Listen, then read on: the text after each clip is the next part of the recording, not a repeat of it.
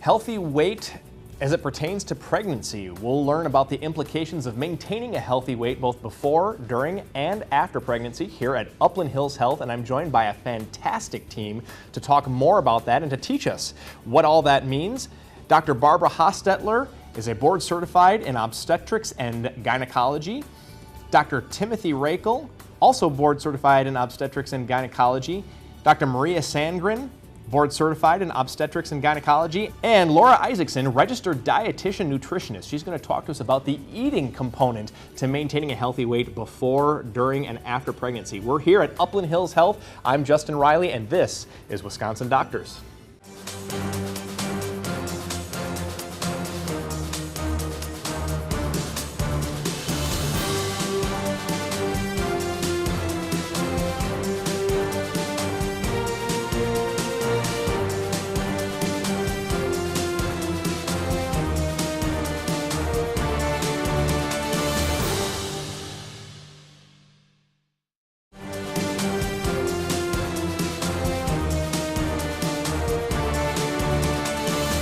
Welcome back to Wisconsin Doctors. We are here at Upland Hills Health and we are discussing healthy weight before, during, and after pregnancy. And I'm joined now by a really fantastic group of people. I've got, from starting on the left here, Dr. Barbara Hostetler, Dr. Timothy Rakel, Dr. Maria Sandgren, and Laura Isaacson. Welcome to Wisconsin Doctors. Welcome back to Wisconsin Doctors. Thank you.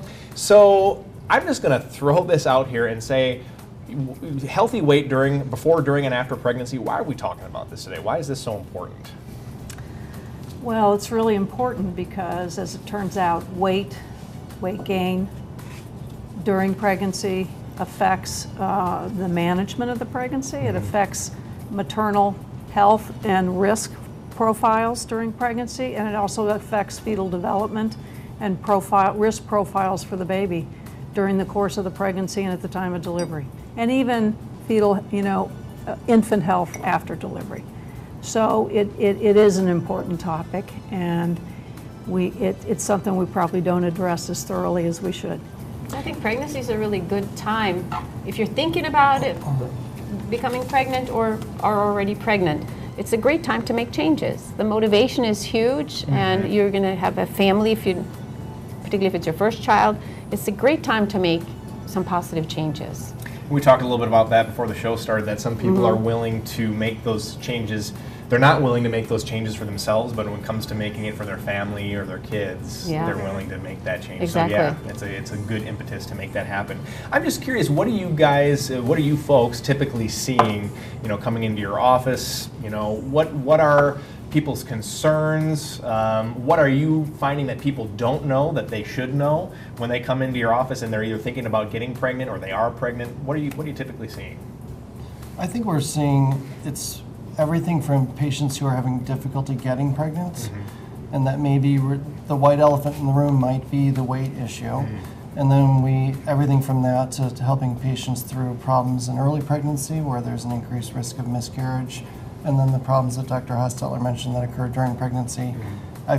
We didn't get trained well in managing this topic, and we sort of learn along the way. And I think patients we're trying to raise awareness that there are ways from before you even conceive through pregnancy to be healthier, and that's what we're here for. Yeah, absolutely.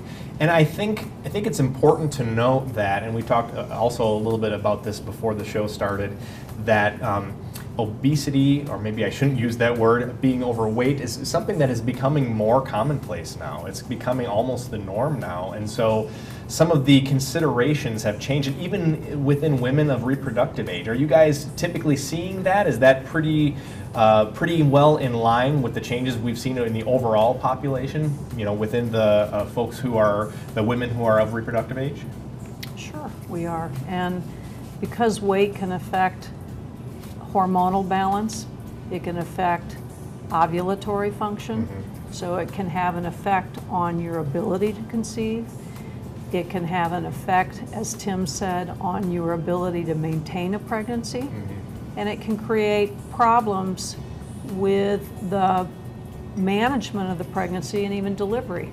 So, and there's a great deal more information now about, certainly than when I was in medical school and residency, about the effects of weight, weight gain, weight that you start with in pregnancy, on fetal development, and the health risks for a baby delivered based on what mom either started with and or gains during pregnancy. And there are some guidelines now to help us counsel patients, especially during pregnancy, based on where they start.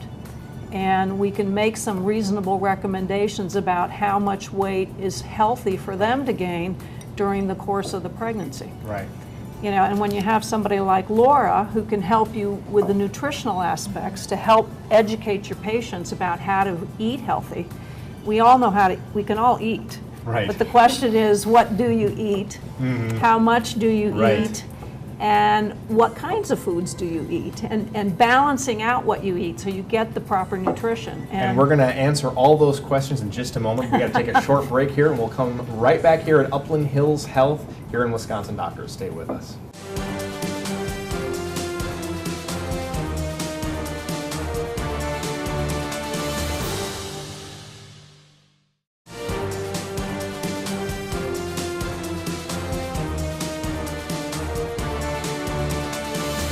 Welcome back to Wisconsin Doctors. We're at Upland Hills Health discussing healthy weight before, during, and after pregnancy. And one of the things that we discussed a little bit while the cameras were off was how the population, the general population, has really changed in the last 60 or 70 years. Can we talk about that a little bit, and what does that mean specifically? Sure. You know, in the 1960s, the incidence of obesity was 10%. And over the course of these 40, 60 years, the incidence has grown to 30%. Right. And another 30% of the population is overweight. And those terms, overweight, obesity, different stages of obesity, those are terms that are defined by the National Institutes of Health. And they're based on height-weight ratios. And so it's not just a weight, it's how much do you weigh for your height, and that determines your body mass index, and that determines whether you're normal weight, underweight, overweight, obese, and it goes on. Have those standards changed at all in the last 50 years? You know, I can't speak to that. No, the standards have not changed. However, the American population has changed. It's the population so that really has our changed. population, the number of people that are in the overweight and obesity category is now 60%. So that is the majority of us. So the standards are the same, but our population is changing because we aren't eating as healthy and we're not exercising as much. Right. A lot more sedentary jobs out there, I would imagine, too. So, the other thing, one of the other things that you mentioned, Dr. Hostetler, in our first segment is that not maintaining healthy weight during pregnancy, it leads to more than just complications or inconveniences. It's not just a pesky thing that has to be managed because it's a little annoying. I mean, it can lead to potentially some developmental issues with the children, with the child. Can you talk a little bit about that? Well, there's, you know, Dr. Rakel mentioned, I certainly wasn't well trained in this, you know, in weight management. I learned nothing about it in medical school. And very little about nutrition and diet. And because of these trends in the population, there's been a great deal more research into weight, obesity, and how that affects all kinds of things in medicine. Sure. You know, joint pain, but for us, the issue is obstetrics and gynecology. And there is some research that's, we know that, for instance, with obesity or overweight, that patient may be at higher risk for gestational diabetes. That patient may be at higher risk for developing hypertensive disorders in pregnancy. With gestational diabetes can also come excess weight gain for the baby.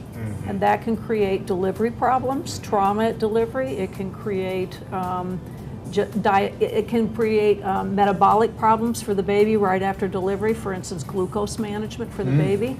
It can increase, you know, there are a whole host of things that can occur that as a group of physicians taking care of patients, we have to know about, and we have to be prepared to be on top of during the course of prenatal care and be prepared to manage those things during labor and delivery. Well, and to simplify it a little bit, based on the statistics, half of the women walking through the door, we're thinking about them differently, because they're in the overweight or obese categories, is that we're thinking that there's ways we can improve the outcome during the pregnancy, reduce complications, do better for that kid after it's born. That's what I feel like we haven't done a great job of. I mean, everybody, it's kind of been treated the same, and things happen and you manage it on the fly, but we're trying to be more proactive starting at the very beginning of the pregnancy, that this is someone we're going to be looking at differently, screening differently. Getting them to the dietitian. Yeah. Right. And I faster. also think, I actually do see an increase in women that are coming for pre-pregnancy counseling, which I think is very positive. Because Yeah. then you can have even a more impact and be more helpful Absolutely. to women. Yeah. We have to take a short break again. We've talked a little bit about the problem, and I think we're going to talk about the solution when we come back here on Wisconsin Doctors and Upland Hills Health. Stay with us.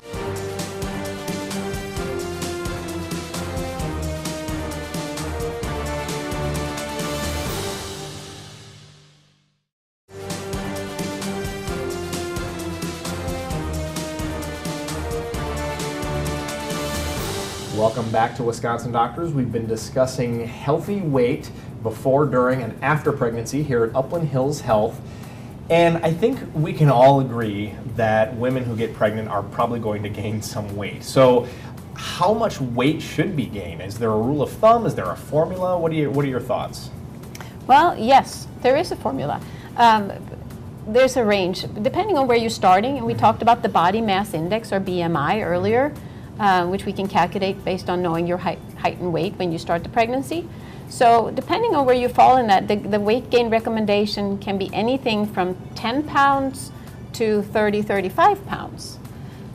So it's really important to try to stick with that, because we know women that gain too much during pregnancy, more than the recommendation, are more likely to be keeping the extra weight a year after and then build on that in future pregnancies. Right. So Laura can mention a little bit about what that means calorically. Do you eat for Right. two? Right, yeah. No. Right. So many people think I'm pregnant, it's time to eat for two. Right. So really, in the first trimester, you don't need to eat any more than you were before. In the second and third trimesters, it's about 200 to 300 extra calories per day. That's not an extra meal. No, it's not. That's really just a sensible, healthy snack. Right. So you could add in something to your diet, like an apple with some peanut butter, maybe a hard-boiled egg, about 10 little baby carrots with some dip. That's all. 6 ounces of Greek yogurt. So it's not an extra meal, it's a healthy snack. And I really would like people to use those calories wisely, because you're using them for the growth and development of your baby. So rather than choosing a candy bar or a bowl of ice cream, choose something that's going to help your baby, something with a little bit of protein and some good nutrients. Sure. Yeah. And you mentioned protein as being a good macronutrient. Are there any certain vitamins or anything? Yeah, that would there's all the vitamins are important. That's why Right, you need to take a right. prenatal multivitamin when you're pregnant. But Prenatals, there's yeah. there's some that are we think about a little bit more. So protein, you need to have good protein in your diet for the growth and development of your baby. So meat, eggs, nuts, soy, dairy products.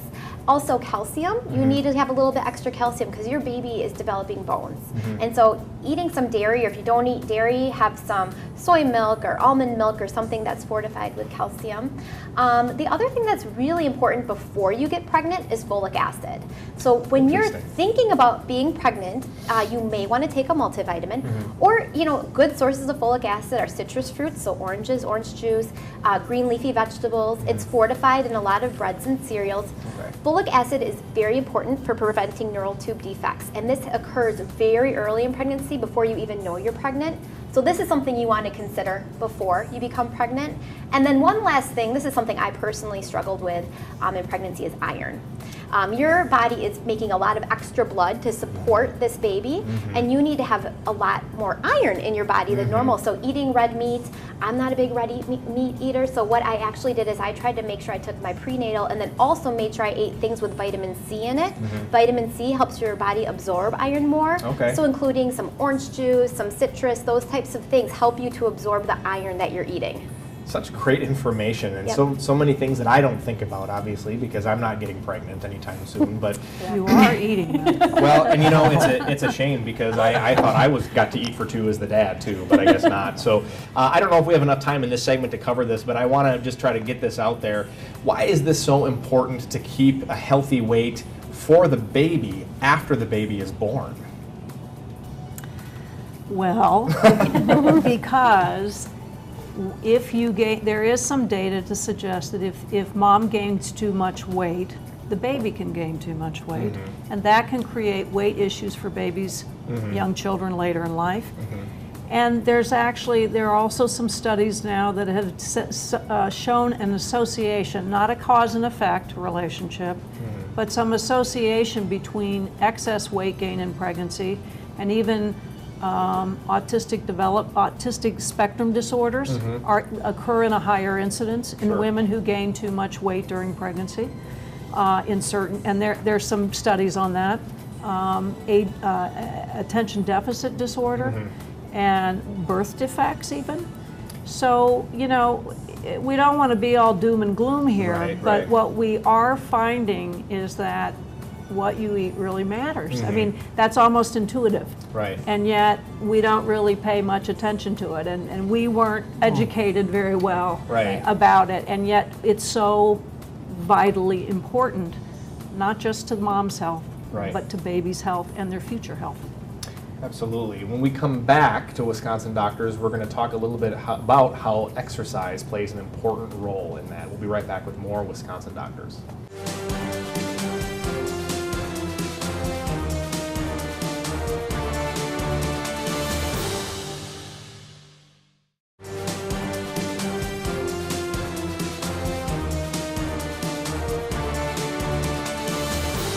We've been talking healthy weight before, during, and after pregnancy here at Upland Hills Health and Wisconsin Doctors, and I'm just going to put this out here. How can women avoid gaining too much weight during pregnancy? It's making the right choices, and I really feel like we get patients who might think that they're in this category of, oh, maybe I can make a difference, where we can direct them to a nutritionist to have those conversations. I mean, we have general conversations about that, but we're not experts on portions and carbs and proteins. Right. I feel like that really is a resource we don't use enough that we should in these patients that we're talking about. Right. Because it does make a difference. Right. And you have somebody who has a wealth of knowledge here that's available to advise in that regard. Yeah. So let's talk a little bit more about exercise. I want to know, are there any limitations or restrictions on what women should be considering when they're considering exercising during pregnancy? Most activities, including exercise, are very safe in an uncomplicated pregnancy. That includes walking, swimming is great, bike riding or stationary biking, gardening, you name it. But if you haven't run a marathon before, don't try to sign up for one when you're pregnant. I mean, if you were a heavy-duty exerciser, some people are, triathletes and so forth, it's safe in general to continue that. It starts becoming more uncomfortable when you're in the third trimester, but otherwise it is perfectly safe to stay active. And that's the other part of the in and out, and these are things we can have control over, because there are a lot of things we do not control in our lives, but what we eat and how much of it and how much we are active, that makes a difference. And even a really small change make a huge positive impact. So don't ever forget that or think it's hopeless because I can't be perfect. It is not. So even if there were some exercise activities that you didn't do before you were pregnant, it's an okay time to start. Just check with your doctor first to make sure that it's not something too extreme or too strenuous or something that you didn't, like if you didn't run marathons when you weren't pregnant, don't start now. So that's an important thing to do, absolutely. Laura, did you want to add anything as far as foods to avoid? Yeah, just the one thing I wanted to really point out is when I talk to people, they feel they need to be at this ideal weight or they have to have the perfect diet. And that's not true at all. So don't feel hopeless. There's a lot of things you can do, and we are just really wanting to empower people. There's a lot of things you can do to help, give your baby the best possible start. And so even if you can make little changes, that makes a big difference. Baby steps, so to speak. Right, exactly. Baby steps. Yep. Any advice that anybody would give before we sign off to anybody who's thinking about starting a family? Well, I would say just, just like I think about when you put your kid in the car, you put your seatbelt on them.